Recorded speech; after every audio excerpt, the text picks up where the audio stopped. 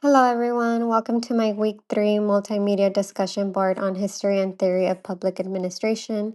These are the theories that I will be focusing on. Luther Gulick, Part 2, Section 14, Notes on the Theory of Organization. Robert K. Merton, Part 2, Section 16, Bureaucratic Structure and Personality. And Paul Appleby in our supplemental readings, Government is Different. The first article I will focus on is Notes on Theory of Organization by Luther Gulick, found on pages 105 to 113. Luther Gulick studied how government worked and aimed to find ways to better serve the public.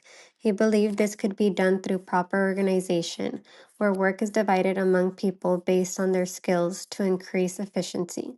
Once work was divided, coordination is necessary through clear authority and planning. The second article is Bureaucratic Structure and Personality by Robert Merton, found on pages 118 to 121.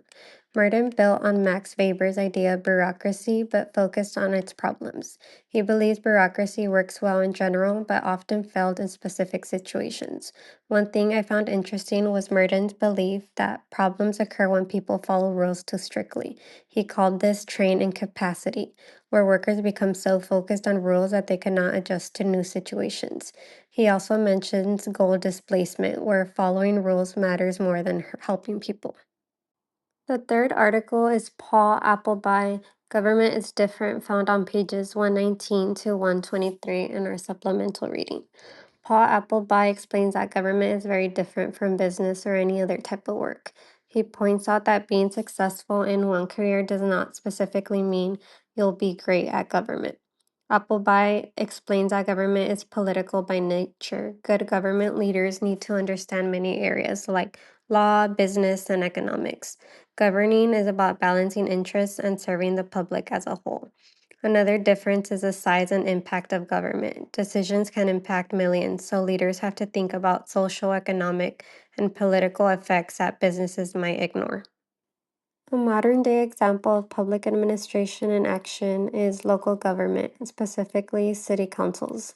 City councils are responsible for approving ordinances, local laws, budgets, and community projects. One example is my local city council adoption of stricter short term rental regulations, which followed months of debate and revisions. The new rules address the number of guests allowed, noise control, and proper collection of occupant taxes. While some constituents welcomed the change, others opposed them, leading to heated discussions and debates during council meetings. This situation reflected Gulick's idea about dividing work. City staff gathered data, researched details, and prepared reports on issues like zoning, public safety, and budgeting. This information was passed on to city council members who used it to make their vote. Merton's theory is also shown in this case. Council staff had to follow rules carefully, which delayed decisions and made residents feel ignored. Lastly, Appleby's theory on government being political also applies. The deliberation required balancing the interests of homeowners, renters, and local businesses while under public scrutiny.